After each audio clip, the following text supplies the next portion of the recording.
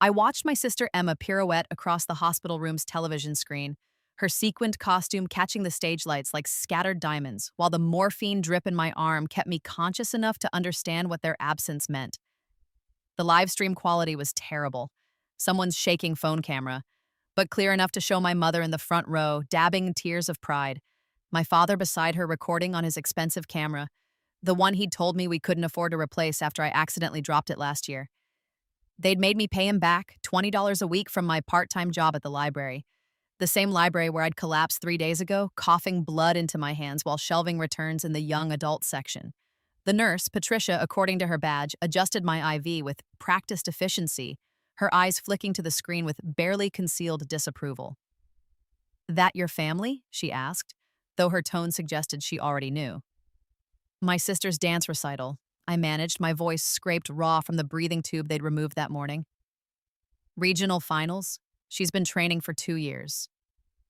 Patricia's mouth tightened into a line that spoke volumes, but she said nothing. What could she say? That my parents should have chosen their daughter in the ICU over their daughter on stage? That seemed obvious to everyone except the two people it mattered to most. They'd visited once, 37 minutes the day after my emergency surgery, when the doctors still weren't sure if the infection had spread to my heart. My mother had held my hand and cried. My father had paced. Emma had sent a text. "Hope you're okay. Big day tomorrow. Wish me luck." I'd replied, "Break a leg." If only she knew how much I meant it. But that was the old me talking, the Olivia who'd spent 23 years trying to be good enough, quiet enough, undemanding enough to deserve their attention. The Olivia who died on that operating table for 4 minutes and 17 seconds, according to the medical report I'd later obtain. The Olivia who'd been resuscitated into a world that looked exactly the same but felt fundamentally different, because I'd brought something back with me from that brief sojourn in the dark.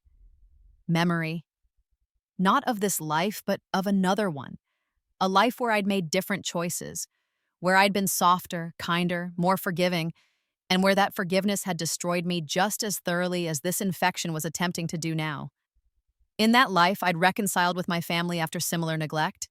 I'd attended Emma's wedding, where she'd made me a bridesmaid but complained about my dress size in the family group chat. I'd loaned my father money he never repaid. I'd spent every holiday feeling like a ghost at my own family's table, present but unseen, until the loneliness had hollowed me out so completely that when I died at 47, alone in a studio apartment undiscovered for 3 days, there'd been almost nothing left to mourn, but I remembered. God help me, I remembered everything. The live stream cut out as Emma finished her performance. The crowd's applause crackled through my phone's speaker, tinny and distant.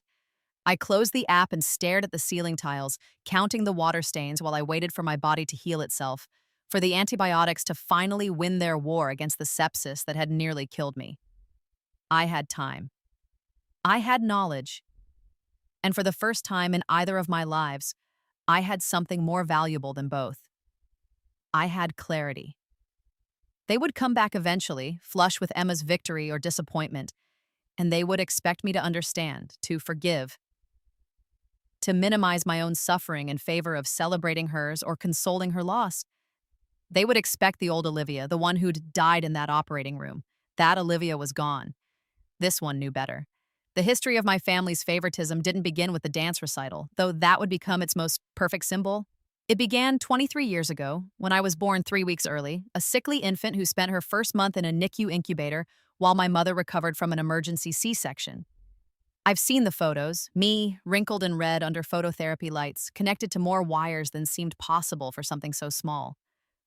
My mother, pale and exhausted, her stomach still swollen, her eyes carrying the particular haunted quality of a woman who'd nearly died bringing life into the world. She'd bonded with her trauma, not with me. I understood that now with the cold clarity of someone who'd lived through similar patterns twice. I represented her pain, her fear, her brush with mortality. When she looked at me, she saw the emergency, the blood, the terrified rush to the OR. She'd needed therapy. She'd gotten a second pregnancy instead. Emma arrived 2 years later, full-term, healthy, delivered via scheduled C-section with none of the drama that had marked my entrance. The perfect baby, the redemptive pregnancy, the child who proved my mother hadn't failed. From the beginning, Emma had been the favorite, though no one ever said it aloud. They didn't have to. It was written in 1,000 small choices, accumulated over decades, until the weight of them crushed any possibility of equal love. Emma got piano lessons. I got told we couldn't afford them. When I asked for dance classes, my mother said I was too uncoordinated. Emma started ballet at 4. By the time she was 7, my parents were driving her to a prestigious academy 40 minutes away, 3 times a week. My mother quit her part-time job to manage Emma's schedule. My father bought a newer car with better gas mileage to handle the commute. I learned to be convenient. I walked to school because Emma's academy was in the opposite direction. I packed my own lunches, did my own laundry, forged my parents' signatures on permission slips because they forgot about my field trips. When I was 12, I called them from the nurse's office with suspected appendicitis. They were at Emma's dress rehearsal. The school secretary drove me to the emergency room. My appendix ruptured during surgery. I spent a week in the hospital. My parents visited twice. Emma came once, complained about being bored, and left after 15 minutes. "You're so independent," my mother always said, like it was a compliment. Like I'd chosen this self-sufficiency instead of having it forced upon me by necessity. "Emma needs more attention. You understand, don't you?" I did understand. I understood that love was finite in our house. A pie that had been divided unevenly from the start, and Emma's slice left barely any crumbs for me. High school should have been different. I'd been a good student, straight A's, honor roll, national merit semifinalist. Emma struggled academically, spent more time on her phone than her homework, but no one seemed concerned. When report cards came home, my mother would glance at mine and nod. "Good job." She'd spend an hour discussing Emma's C- in English, helping her plan strategies to bring it up, scheduling meetings with teachers. My father paid for Emma's SAT prep course but told me I was naturally good at tests and didn't need one. I scored a 1480. Emma scored a 1090. I got into Stanford with a partial scholarship. My parents looked at the financial aid package and the remaining costs and told me we couldn't afford it. "State school is just as good," my father said. "No reason to go into debt." 6 months later, Emma decided she wanted to attend a private arts conservatory. Tuition was $60,000 a year. My parents took out a loan. They co-signed her student loans. They told me they were investing in her future. I asked what they'd invested in mine. My mother cried. My father said I was being selfish. Emma posted on Instagram about how grateful she was for parents who supported her dreams. I went to state school. I worked 30 hours a week at the library to pay for my dorm and food. I graduated summa cum laude with a degree in library science and $15,000 in student loans because I refused to ask my parents for help. Emma dropped out of conservatory after 3 semesters, moved back home, and announced she wanted to pursue dance professionally instead. My parents converted the garage into a dance studio for her. That should have been my breaking point, the moment I walked away and never looked back. In my first life, I'd tried. I'd moved across the country, changed my phone number, blocked them on social media. It lasted 11 months. Then my grandmother died, and my mother called crying, and somehow I'd been pulled back into orbit, unable to escape the gravity of their dysfunction. But I remembered how that story ended. I remembered the slow erosion of my boundaries, the gradual acceptance of less and less until I'd convinced myself that scraps of affection were enough. I remembered Emma's wedding, where I'd been a bridesmaid but not allowed to give a toast because I wasn't good at public speaking. I remembered my father's retirement party, where he'd thanked everyone who'd supported him over the years. His wife, his youngest daughter, who brought so much joy into his life, his colleagues, his golf buddies, and never mentioned me at all, though I was standing in the back of the room having driven 8 hours to attend. I remembered dying alone, and I remembered the moment I'd realized that my family wouldn't even notice for weeks. That wasn't going to happen again. The infection that landed me in the ICU had started as a minor cut on my hand, a paper cut from a hardcover book, of all things. I'd noticed the redness, the warmth spreading up my wrist, but I'd been in the middle of finals week for my master's program, working double shifts at the library to cover rent, and I'd ignored it. By the time I'd collapsed at work, the sepsis was systemic. The ER doctor had told me later that I was hours away from multiple organ failure. I'd coded on the table: 4 minutes and 17 seconds of clinical death, 4 minutes and 17 seconds of darkness, and then light. Not the cliche tunnel, but something else. A door opening in my mind, and through it, a flood of memories that weren't from this life, but felt as real as the hospital bed beneath me. I'd lived this before, not exactly this. The details were different. The specifics varied, but the pattern was the same. A family that didn't value me. A lifetime spent trying to earn love that would never come. And a lonely death that no one mourned. This time would be different. This time, I had the ultimate unfair advantage: foreknowledge. I knew exactly how far their neglect would go if I let it. I knew that forgiveness without accountability would only enable more hurt. I knew that sometimes the only way to win was to stop playing their game entirely. Patricia came back to check my vitals, her movements efficient but not unkind. "Your family call?" she asked. "Not yet," I said, they're probably at the after party." She made a sound that might have been agreement or disgust. "You got someone to drive you home when you're discharged?" "Doctor says probably day after tomorrow if your fever stays down." I didn't. In my first life, my roommate had picked me up. A girl I barely knew from my graduate program who'd felt obligated because I'd once helped her study for a midterm. We'd stopped at a pharmacy to fill my prescriptions, and she'd dropped me at my apartment with an awkward pat on the shoulder and a promise to check in later that she'd never kept. This time, I had a different plan. "I'll arrange something," I told Patricia. "Thank you." She studied my face for a long moment, and I wondered what she saw there. Whatever it was made her nod slowly. "You take care of yourself, honey. Don't let people tell you what you... Almost dying wasn't important. It was. You matter." Something in my chest cracked, and I realized it was the first time anyone had said those words to me in either life. I blinked hard against the sudden sting in my eyes. "Thank you," I whispered. After she left, I picked up my phone and stared at the dark screen. I had 63 unread messages in the family group chat, all about Emma's performance, her score, her standing, her next competition. Not one person had asked how I was feeling. Perfect. I opened a new browser tab and started making plans. They didn't know it yet, but the game had changed. They'd made their choice when they prioritized a dance recital over my hospital bed. Now I would make mine. And I would never tell them when I recovered. Not really recovered, not in the way they'd expect. I'd let them go on thinking I was the same convenient, independent Olivia who didn't need anything from anyone. I'd let them believe their neglect had no consequences. They'd learn differently soon enough. The turning point came on my third night in the hospital, when the fever finally broke and the doctors confirmed the antibiotics were working. I was going to survive. I was going to recover, and I was going to do it without them knowing the extent of their abandonment. I'd spent the previous 2 days in a morphine-hazed state, watching the ceiling tiles blur and sharpen while my mind churned through possibilities. The foreknowledge from my first life was both a gift and a curse.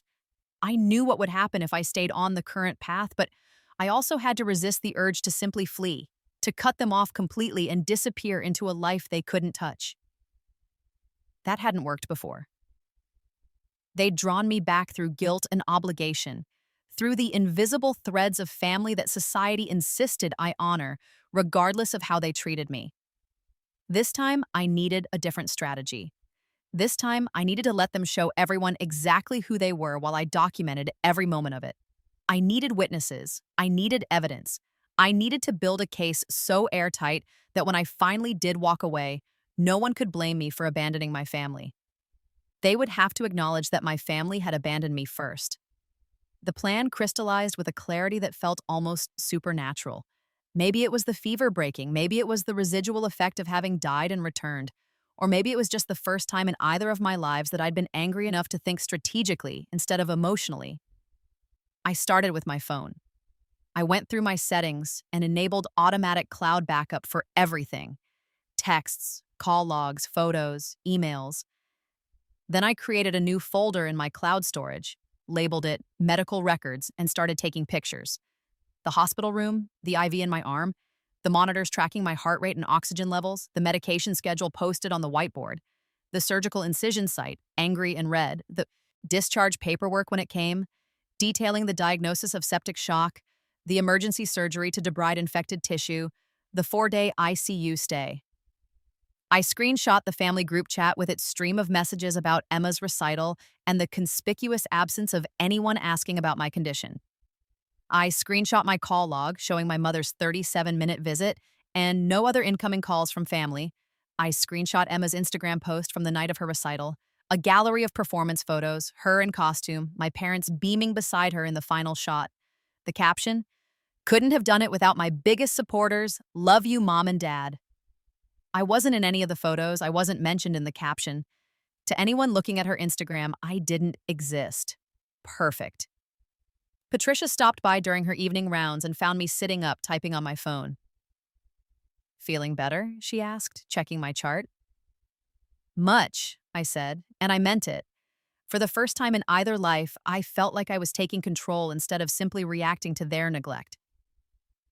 "Your fever's been stable for 24 hours. Doctor will probably discharge you tomorrow afternoon." She paused. "Your family coming to pick you up?" "I haven't told them I'm being discharged," I said. "I'm going to call a rideshare." Patricia's expression flickered with something that might have been approval or sadness. "That's fine, honey. We can have a wheelchair ready for you at the main entrance. You got someone to stay with you for the first few days? Doctor wants you on bed rest for at least a week." I didn't, but I nodded anyway. Patricia didn't need to know that I'd be alone in my apartment, recovering from near death without a single family member checking on me. That was precisely what I needed to happen. She left, and I continued documenting. I sent an email to my graduate program advisor explaining that I'd been hospitalized with a severe infection and would need extensions on my final papers. Her response came within 20 minutes. Shock, concern, offers of help, and immediate approval for medical leave. I screenshot that too. Evidence that people who barely knew me had shown more care than my own family.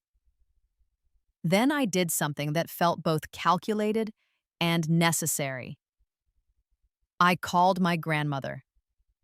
Not my mother's mother. She'd died years ago in my first life, and according to my memories, she'd been just as dismissive of me as her daughter. No, I called my father's mother, Grandma Helen, who lived 3 states away and who I'd barely spoken to in years because my father had systematically distanced his family from her after a disagreement about inheritance when I was a child. She answered on the 3rd ring. "Olivia, is that you?" "Hi, Grandma." My voice cracked slightly, and I let it. "I'm sorry I haven't called more often." "Sweetheart, what's wrong? You sound terrible." I told her. All of it. The infection, the hospitalization, the surgery, the days in ICU while my parents attended Emma's dance recital. I didn't embellish. I didn't have to. The facts were damning enough. The silence on the other end stretched so long I thought the call had dropped. Then, "They what?" "They chose Emma's recital," I repeated. "I don't blame them, really. It was a big deal for her, and I'm okay now. Olivia Marie, don't you dare make excuses for them." My grandmother's voice had gone sharp and cold in a way I'd never heard before. "You nearly died. You were alone in a hospital. That is unforgivable." Something in me wanted to argue, to defend them out of habit, but I swallowed it down. "I just wanted you to know. I'm being discharged tomorrow and I'll be fine. I didn't want you to hear about it from someone else later." Another long pause. "What's your address?" I blinked. "What?" "Your address, child. I'm coming to stay with you while you recover. Email me your discharge papers and your apartment address. I'll fly in tomorrow afternoon." "Grandma, you don't have to—" "I should have done this years ago," she said, and there was a weight of regret in her voice that made my throat tight. "Your father, my son, he's not the man I raised him to be. I've watched him choose that girl over you your entire life, and I've been a coward about it. Not anymore. Send me your information. I'll be there." She hung up before I could argue further.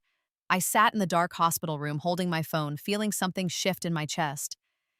In my first life, I'd lost contact with Grandma Helen entirely. My father had discouraged visits, and eventually they'd stopped altogether. She died when I was 30, and I'd found out 3 weeks after the funeral because my father hadn't bothered to tell me. But now I had a chance to do this differently. And more importantly, I had a witness, someone who loved me, someone who would see exactly how my immediate family treated me, someone who couldn't be gaslit or manipulated because she'd been watching from a distance for years. I emailed her my discharge papers as soon as they were finalized the next morning. I sent my address. I told her about my apartment building's security code and where the spare key was hidden. And then I waited. My parents called that afternoon, my mother, not my father. I was signing discharge paperwork when my phone buzzed. I let it go to voicemail. Then I listened to the message while the discharge nurse wheeled me to the main entrance. "Hi, honey, it's Mom, just checking in. Emma's recital went wonderfully. She placed third in her category, which is amazing for regionals. We're so proud of her. How are you feeling? The hospital said you might be discharged soon. Let us know if you need anything. Love you." I saved the voicemail. I didn't call back. The rideshare driver was a kind older man who helped me into the back seat without commenting on the hospital bracelet still on my wrist or the way I moved carefully, protecting my surgical site. He drove in silence, which I appreciated, and helped me to my apartment building's entrance. I took the elevator to my third-floor unit, unlocked the door, and stepped into the quiet emptiness of my home. My roommate was gone for the summer, doing an internship across the country. I was alone, exactly as I needed to be. I took more pictures. The empty apartment, the prescription bottles lined up on my counter, the medical instruction sheet with its dire warnings about infection and complications. Then I turned off my phone's ringer, took my antibiotics, and climbed into bed. For the first time in either life, I fell asleep knowing that I was finally playing a different game. Not their game of seeking approval and affection that would never come. My game. One where I controlled the narrative, collected the evidence, and refused to make their negligence easy for them to ignore or minimize. When I woke up, my grandmother would be here. And then the real work would begin. Grandma Helen arrived the next afternoon like a small, silver-haired hurricane. She knocked on my apartment door at 2 p.m., and when I opened it, slowly, carefully, still moving like someone who'd recently survived major surgery, she took one look at me and burst into tears. "Oh, baby girl," she said, pulling me into the gentlest hug I'd received in years. "Look at you, you're skin and bones." I wasn't, really. I'd lost maybe 10 pounds from the infection and hospital stay, but I was a healthy weight. What she was seeing was something else. The exhaustion, the pallor, the way I held myself like something fragile. She was seeing someone who'd nearly died and then recovered alone. She came inside, wheeling a small suitcase, and immediately began taking stock of my apartment. "You've been alone here since they discharged you?" "Just since yesterday," I said. "I'm okay, Grandma. I've been resting." Resting. She said it like a curse. "You should be in bed." "Have you eaten? When did you take your antibiotics?" I showed her the medication schedule I'd been following religiously. I showed her the takeout containers from the soup I'd ordered last night, the water bottles I'd been draining to stay hydrated. I showed her that I was managing, that I was capable, that I was, as my mother always said, so independent. Grandma Helen looked at all of it and shook her head. "Independence is one thing, abandonment is another. Sit down, child. I'm making proper food." She spent the next hour cooking, pulling ingredients from my sparse pantry and supplementing with items from a grocery bag she'd brought with her. She made chicken soup from scratch, the kind that took hours to simmer properly, and while it cooked, she sat beside me on the couch and asked questions. "Tell me about the infection. The real story, not the version you told me on the phone." So I did. I told her about the paper cut that wouldn't heal, about pushing through because I had finals and work and couldn't afford to miss either. I told her about collapsing at the library, about the paramedics in the emergency room and the doctor's grim face when he explained that I had septic shock. I told her about the surgery, about coding on the table, about waking up in ICU connected to machines. I told her about watching Emma's dance recital on a live stream while alone in my hospital bed. Grandma Helen's face went through several expressions during my recounting: shock, horror, fury, and finally a cold determination that reminded me exactly where my father had gotten his stubbornness. And they didn't visit? Mom came for 37 minutes the day after my surgery. Dad was with her. Emma sent a text. 37 minutes.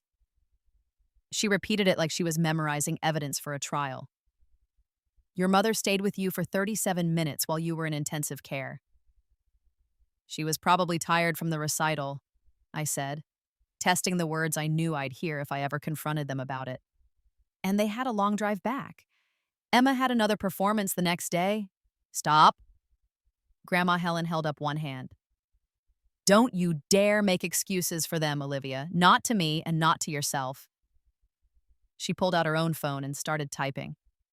What's Emma's Instagram? I want to see these pictures. I gave her the handle and watched as my grandmother scrolled through Emma's curated life. The dance photos, the family photos, the conspicuous absence of any older sister. Her expression grew progressively more severe. When was the last time she posted a picture with you in it? She asked. I had to think about it. My college graduation, 4 years ago. And your parents? Mom's Facebook has some from Christmas 2 years ago. I pulled up the photos on my own phone and showed her. There I was, in the background of a family photo, slightly out of focus, while Emma, Mom, and Dad posed in front of the tree. I looked like a ghost who'd accidentally wandered into someone else's family portrait. Grandma Helen studied the photo for a long time. I knew it was bad, she finally said, but I didn't realize it was this bad. I should have intervened years ago. It's not your fault, I said automatically. Maybe not, but I let your father cut me out of your lives after that fight about the will, and I told myself it was better not to make waves. I was wrong. She set down her phone and took my hands in hers. I'm here now. I'm going to stay for 2 weeks. And in that time, we're going to talk about what happens next. What do you mean? I mean, I'm 73 years old, Olivia. I have money. I have time. And I have a granddaughter who nearly died while her family attended a dance recital. Her voice was gentle but firm. I can't change the past. But I can change what happens from here forward. If you'll let me. I felt tears prickling at my eyes. In my first life, I'd never had this conversation. I'd never had anyone in my corner, anyone willing, to see my family's behavior for what it was and call it unacceptable. I'd been so alone. What about Dad? I asked. If you help me, he'll be angry. Your father, Grandma Helen said crisply, can be as angry as he likes. I've been too concerned with keeping peace with a son who doesn't deserve it. I'm done with that. She stood up and checked on the soup, stirred it, adjusted the heat. Now, while you rest and recover, I want you to show me everything. Every text, every call log, every message. I want to understand exactly what we're dealing with. So I did. Over the next several days while I healed and Grandma Helen cooked and cleaned and generally mothered me in ways my own mother never had, I showed her the evidence I'd been collecting. The family group chat, Emma's social media, the voicemails from my mother that always started with checking in and ended with updates about Emma, the birthday cards I'd saved, generic, store-bought ones for me, handwritten letters of love and pride for Emma's.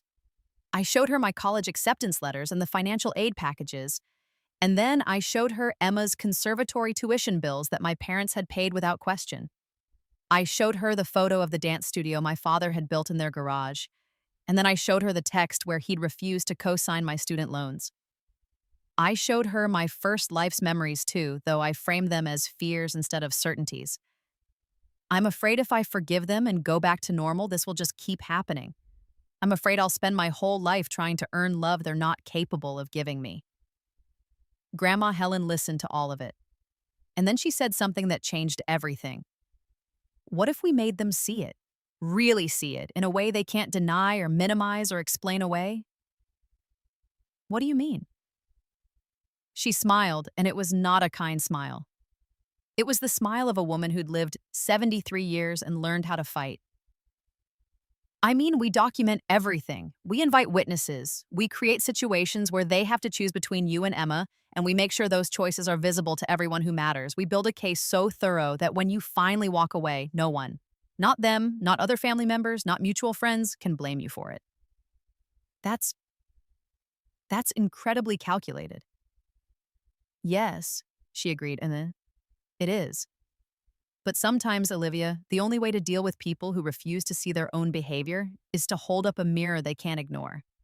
And sometimes, the only way to free yourself from a toxic family is to let them show everyone who they really are. I thought about my first life, about dying alone, about the decades of trying to be good enough, present enough, convenient enough, about the slow erosion of my self-worth until there was almost nothing left. Okay, I said, let's do it. The climax of my revenge, though I hated to think of it in such dramatic terms, preferring justice or accountability, began with a simple family dinner that I planned with Grandma Helen's help. It was 3 weeks after my discharge, and I'd recovered enough to move normally, though I was still taking antibiotics and the surgical scar was still tender. I sent a message to the family group chat. Would love to see everyone. Can we do dinner at my apartment this Saturday? I'll cook. The responses came quickly. Mom, that sounds lovely. What time? Daddy's. What's the occasion? Emma, can I bring my boyfriend? I confirmed 6 p.m. and told Emma she could bring anyone she wanted. Then I told Grandma Helen to stay in my room during dinner. She would be my ace in the hole, my witness who would see and hear everything. I spent the week preparing not just the meal, but the setting. I set up my laptop on a bookshelf with a clear view of the dining table, angled to look like it was closed, but with the camera recording. I positioned my phone on the kitchen counter, also recording. I wanted video evidence of what was about to happen. Grandma Helen watched me make these preparations with approval. You're sure about this? I'm sure. And I was. This wasn't about revenge, not really. It was about protection. I needed them to reveal themselves so thoroughly that when I eventually cut contact, I'd have ammunition against any narrative they tried to spin about me being the ungrateful daughter who abandoned her loving family. Saturday arrived. I cooked. A proper meal, the kind my mother used to make before she decided all her time should be devoted to Emma's career. Roasted chicken, garlic mashed potatoes, green beans with almonds, fresh bread. I set the table carefully, made sure there were flowers in a vase, made sure everything looked like a daughter who loved her family had prepared it. They arrived at 6:15, 15 minutes late. Emma came with her boyfriend, a lanky dancer named Tyler, who I'd met once before. My mother brought wine. My father brought nothing, but immediately commented on my apartment. Still haven't hung any pictures? Place looks bare. I'd lived here for 2 years. He'd visited twice. Been busy with grad school, I said mildly. Come in, sit down. We made small talk while I finished plating food. Emma talked about her next competition. My mother asked about her costume. My father discussed the financial logistics of her upcoming travel schedule. No one asked how I was feeling. No one mentioned the hospitalization. I served dinner. We ate. And then, when my mother complimented the chicken and asked for the recipe, I said, I had a lot of time to practice cooking this past month. Hospital food was terrible. A beat of silence. How are you feeling? My mother asked, her tone slightly defensive as if I'd accused her of something. Much better. The infection cleared up completely. Doctors said I was lucky. Septic shock has a pretty high mortality rate. We're so glad you're okay, my father said, not quite meeting my eyes. It was scary when you called from the hospital. I didn't call, I said pleasantly. The hospital called you. I was unconscious at the time. Another silence, more uncomfortable this time. Emma shifted in her seat. Tyler looked confused. Well, we came as soon as we could, my mother said. But Emma's recital was the same day as my emergency surgery, I finished. I know. I watched it from my hospital bed. You looked so proud in the front row, Mom. My mother's face flushed. Olivia, that's not fair. We had a commitment.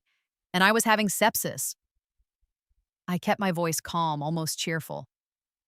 Just to clarify the priorities. That's not what this was about, my father interjected.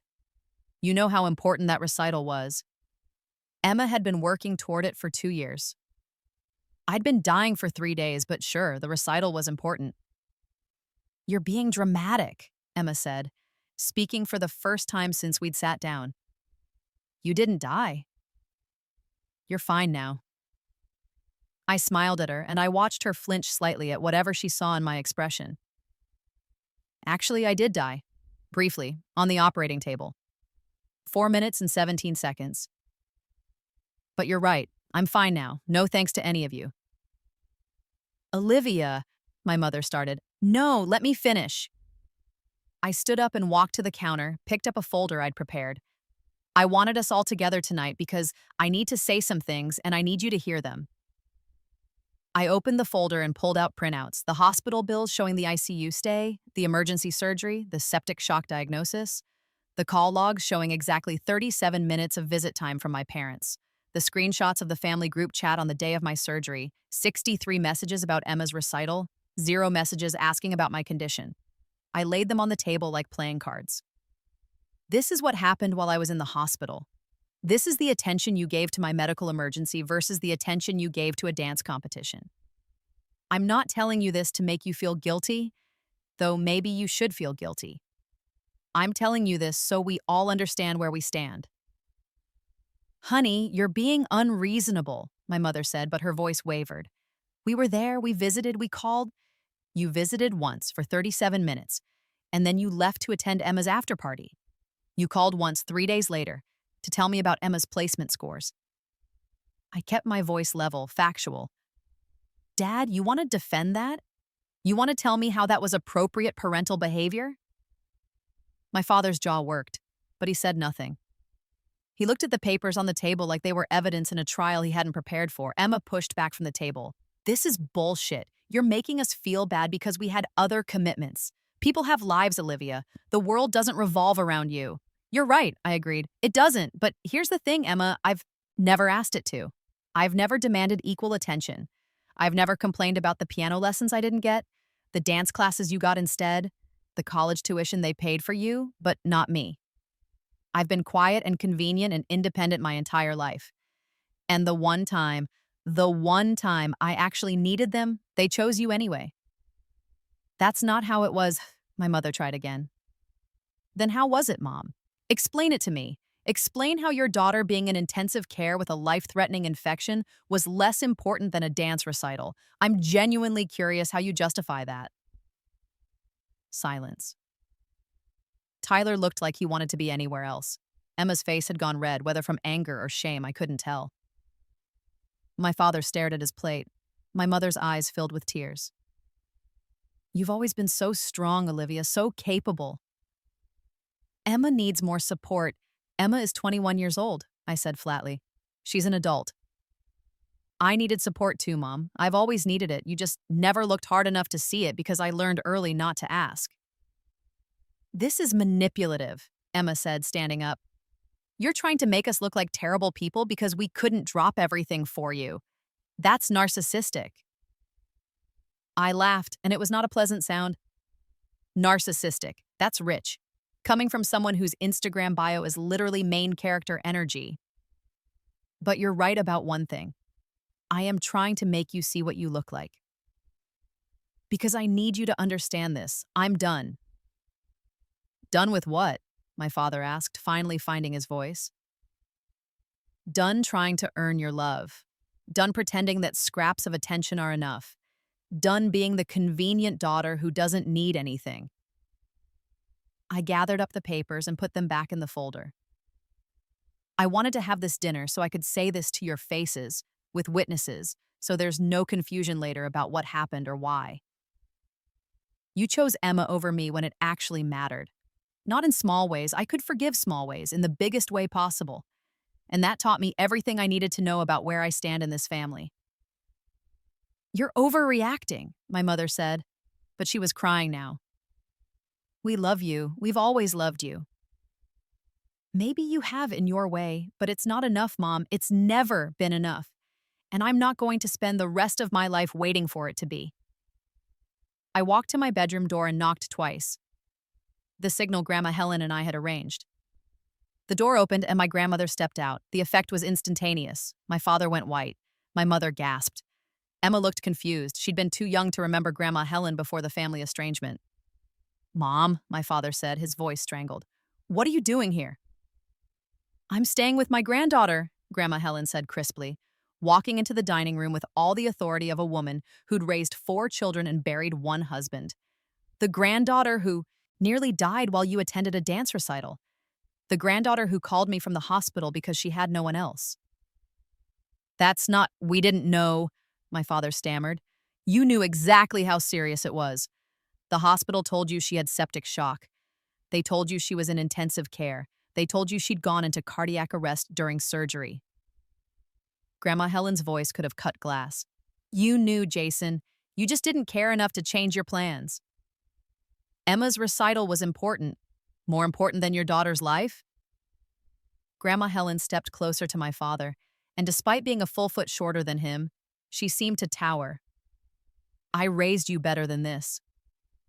I raised you to value family, to protect the people you love. When did you become someone who could abandon his own child in a hospital? I didn't abandon 37 minutes, Jason. That's how long you stayed. I've had longer conversations with telemarketers. The room was silent, except for my mother's quiet crying. Emma had sat back down, looking shell-shocked. Tyler was studying his phone like it held the secrets of the universe. My father's face went through the several expressions: shock, anger, defensiveness, and finally something that might have been shame. You don't understand. You don't know how demanding Emma's schedule is. I don't care about Emma's schedule. Grandma Helen's voice rose, sharp and clear. I care that you let your oldest daughter recover from major surgery alone. I care that you've spent Olivia's entire life treating her like an afterthought. I care that you took out loans for one daughter's art school but wouldn't co-sign for the other daughter's state university education. I care that you've created a family where one child matters and the other doesn't, and you've done it so thoroughly that you can't even see it anymore. That's not true, my mother said, but her voice was weak. We love both our daughters equally. Then show me the evidence, Grandma Helen said. Show me the equal treatment. Show me the times you chose Olivia over Emma. Show me the investment, the attention, the pride. Because from where I'm standing, Olivia has been invisible in this family for 23 years, and the one time she couldn't be invisible, when she was quite literally dying, you still managed to look away. I watched my family absorb this. My father looked like he'd been struck. My mother was crying harder now. Emma looked between them, confused and defensive, and starting to realize, perhaps, that the golden pedestal she'd been placed on had been built on someone else's neglect. I think you should all leave now, I said quietly. Thank you for coming to dinner, but I meant what I said. I'm done. I need space, and I need time to figure out what kind of relationship, if any, I want with you moving forward. Olivia, please, my mother said, don't do this. We're family. Family shows up, I said. You didn't. We made a mistake, my father said, and his voice cracked slightly. Is that what you want to hear? We made a mistake, but you can't just cut us off for one mistake. It wasn't one mistake, Dad. It was a lifetime of them. This was just the one that almost killed me. I opened my apartment door. Please leave. They left. Emma first, pulling Tyler behind her, her face flushed and angry. My mother lingered, reaching for me, but I stepped back. I love you, she whispered. Please believe that. I do believe you love me, I said. I just don't believe you love me enough. She left crying. My father was the last to go. He stood in the doorway for a long moment, looking at me like he was seeing me for the first time. And there was something in his expression that might have been regret. I'm sorry, he said finally. I should have been there. Yes, I agreed. You should have. He left. I closed the door. And then I stood in my quiet apartment with my grandmother and felt something inside me finally relax. Did you get it all? Grandma Helen asked. I checked my laptop, my phone. Both had recorded perfectly.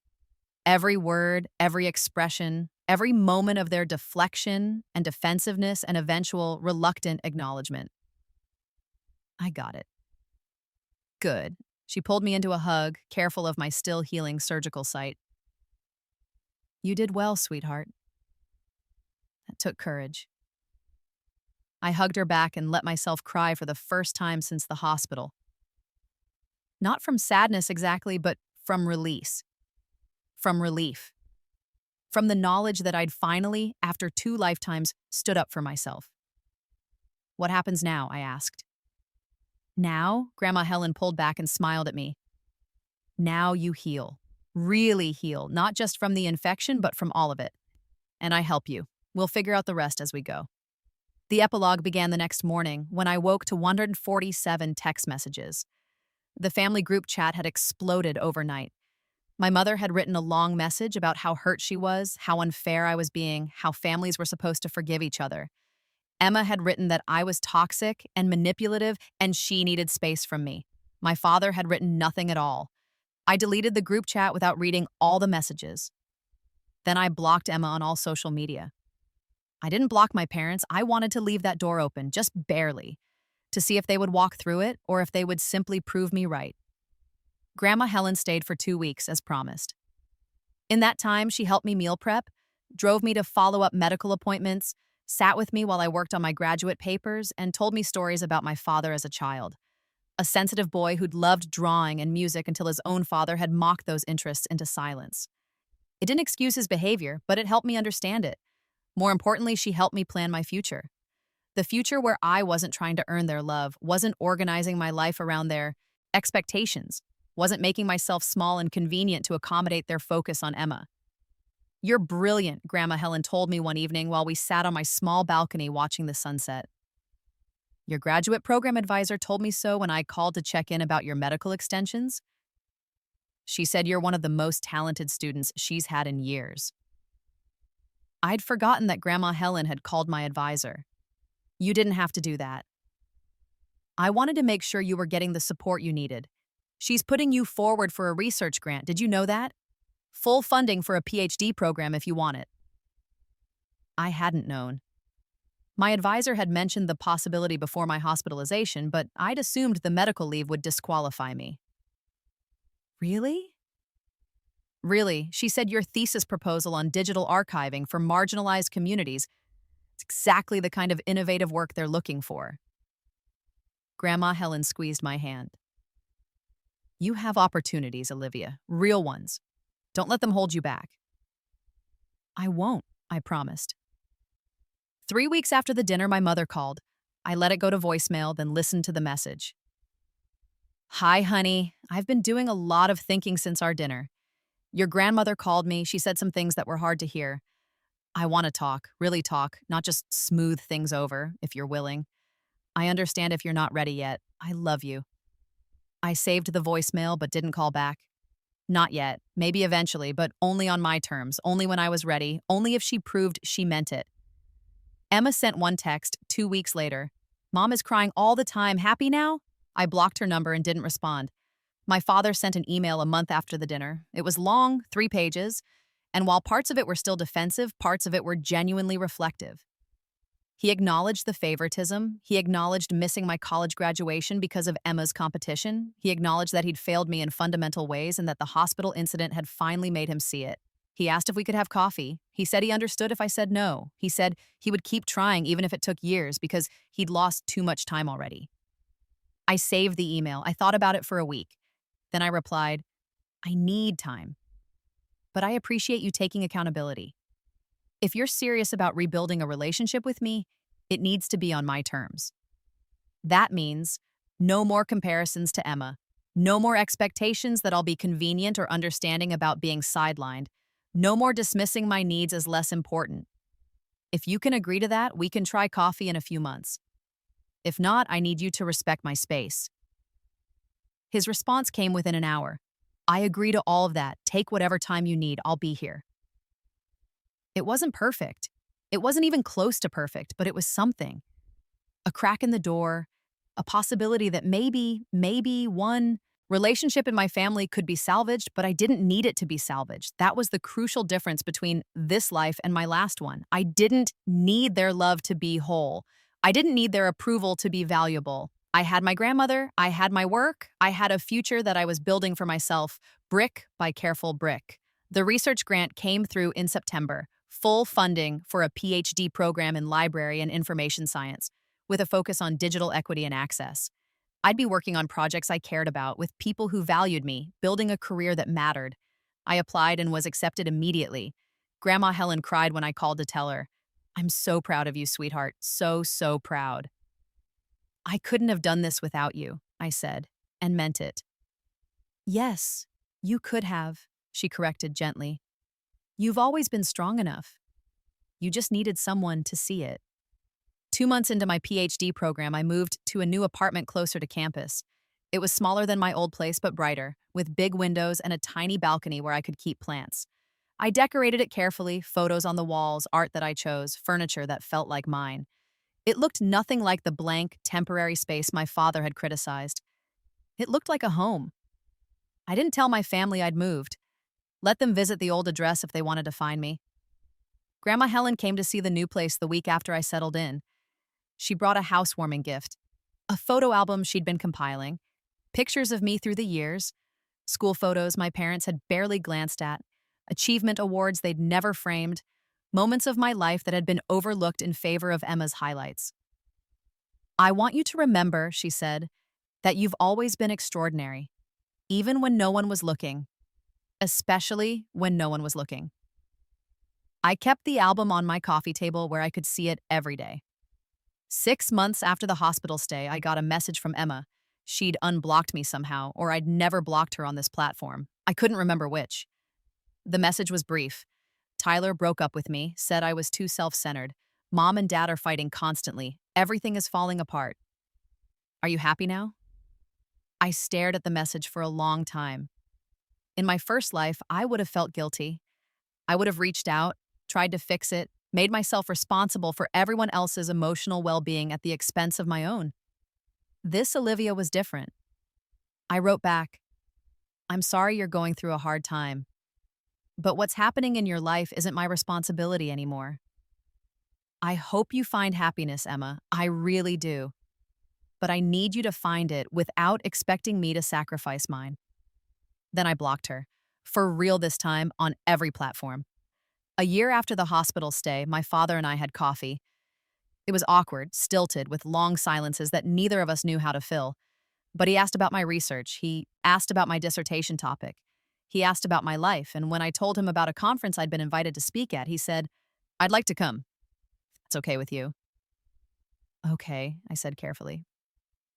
But just you, not Mom, not Emma, just you. Just me, he agreed. He came to the conference. He sat in the audience while I presented my research on digital archives for Indigenous communities. He watched me answer questions from fellow academics with confidence and expertise. And afterward, when he hugged me, he said, I'm proud of you. I should have said that more often. I should have seen you. It wasn't enough to fix everything. It wasn't enough to erase decades of neglect, but it was something. My mother took longer. She sent emails occasionally, usually late at night, usually full of her own pain and confusion about how the family had fractured. She asked when I would forgive her. She asked when things could go back to normal. I didn't reply to most of them, but eventually, after a year and a half, I sent one message. Things will never go back to normal, Mom. Normal was you prioritizing Emma over me for my entire life. Normal was me accepting scraps and calling it love. I don't want normal. If you want a relationship with me, a real one, it has to be different. It has to be better. And that starts with you doing the work to understand why I needed to walk away in the first place. She didn't respond immediately. When she finally did, 3 weeks later, it was a different kind of message. Shorter, more honest. You're right. I've been reading about parental favoritism and golden child or scapegoat dynamics. I see now what I did to you. I'm starting therapy. I don't expect you to forgive me, but I want you to know I'm trying to be better. I'm sorry, Olivia. I'm so, so sorry. I saved that email too. Maybe someday we'd have coffee, like my father and I occasionally did now. Maybe someday I'd be ready to cautiously rebuild something with her. But I didn't need to decide that today. 2 years after the hospital stay, I defended my dissertation proposal successfully. Grandma Helen flew in for it, and my father came too. They sat together in the audience, and afterward, my grandmother took us both to dinner at an expensive restaurant downtown. To Olivia, she said, raising her glass, who survived, who thrived, and who proved that the best revenge is living well. To Olivia, my father echoed, and there was genuine warmth in his voice now, genuine pride that felt earned rather than performative. I raised my own glass, looking at the two of them, the people who'd shown up when it mattered, and felt something settle in my chest. Not forgiveness, exactly, not yet, but peace. To second chances, I said, and to knowing when not to give them. We drank. 3 years after the hospital stay, I got an email from Emma. It was the first contact I'd had with her since blocking her, and she'd found my university email address. Somehow, the message was long, rambling, and surprisingly vulnerable. She'd been in therapy too, apparently at my mother's insistence. She'd been working through what our therapist called golden child syndrome, the pressure and anxiety of being the favorite. The way she'd been taught that her worth was conditional on constant achievement and performance. She said she understood now why I'd walked away. She said she was sorry for her part in the family dynamic, even though she'd been a child through most of it and hadn't chosen the role she'd been given. She said she didn't expect me to respond, but she wanted me to know she was trying to be better. She said she hoped I was happy. I read the email 3 times. Then I filed it away without responding. Maybe someday I'd be ready to respond to Emma, to cautiously explore what a relationship between equals might look like instead of the dynamic of competing siblings we'd been forced into. But not today, maybe not ever, and that was okay. 4 years after the hospital stay, I completed my PhD. Dr. Olivia Chen, specialist in digital equity and archival justice. I got job offers from 3 major research universities and accepted a position at one that aligned perfectly with my values and research interests. Grandma Helen threw me a graduation party. My father came. My mother came. We'd had coffee twice by then, cautious conversations where she listened more than she talked.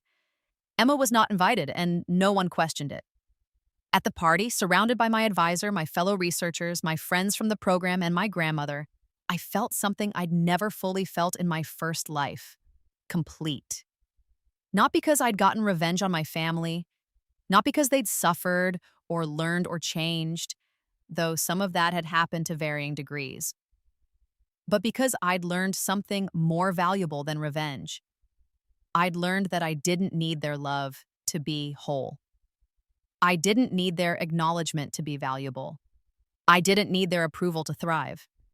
I'd learned that the best way to win against people who'd never valued me was to build a life so rich, so meaningful, so full of purpose and connection and joy that their absence barely left a mark. That night, after the party, I sat on my balcony with a glass of wine and looked out at the city lights. I thought about the girl who'd watched her sister's dance recital from a hospital bed. I thought about the woman who'd died alone in another life, unmourned and unseen. I thought about who I'd become instead. Someone who'd survived, who'd set boundaries, who'd walked away from toxicity even when it wore the mask of family obligation. Someone who'd chosen herself. My phone buzzed. A text from Grandma Helen. So proud of you, Dr. Chen. Your grandfather would be too. Sleep well, darling girl. I smiled and typed back. Thank you for everything. I love you. Then I silenced my phone, finished my wine, and went to bed. In the morning, I had a book chapter to write, a conference presentation to prepare, and a research team meeting to attend. I had work that mattered, people who valued me, and a future I'd built with my own hands. They'd chosen Emma's dance recital over my hospital stay, and in doing so, they'd lost me forever. But I'd found myself, and that, in the end, was worth more than all their love could ever have been. 5 years later, the email came on a Tuesday morning in March. I was in my university office reviewing dissertation proposals from my own students now when it appeared in my inbox. The subject line, Emma's wedding. I stared at it for a long moment before opening it. The message was from my mother, written in that careful, measured tone she'd developed over the years of cautious reconciliation. Dear Olivia, Emma is getting engaged. She wants to have a family dinner to celebrate, and she specifically asked if you would come. I know you two haven't spoken in years, and I understand if you're not ready. But she's been doing well in therapy, and she says she wants to try to make amends. No pressure. Just letting you know you're invited if you want to be there. We're still having coffee every month if you're free next week. Love, Mom. I leaned back in my chair and thought about it. 5 years of carefully maintained distance. 5 years of supervised contact with my parents, coffee with my father every few months, monthly coffee with my mother that remained cordial but guarded. 5 years of complete silence from Emma.